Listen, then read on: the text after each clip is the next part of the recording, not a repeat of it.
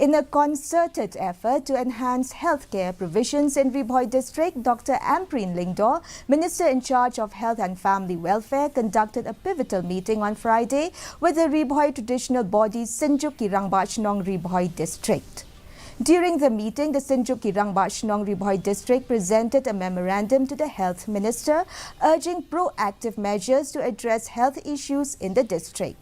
The memorandum highlighted several critical matters, including the enhancement of healthcare services in Bhoi district.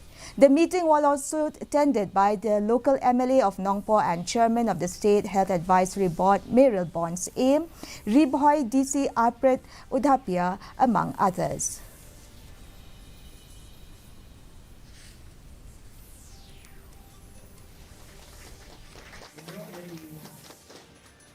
Pentikna naka liang jongka kenat akabedi bergejing nang penbhai gejing sumar haki sub center laniki health and wellness center gejing Bhoi district kumjuru gejing kentiu kerdan niki sub center syaki PHC gejing kentiu kerdan niki PHC syaki CHC bat kumjuru ya gejing nang penbhai susu gilat jing sumar haki CHC beper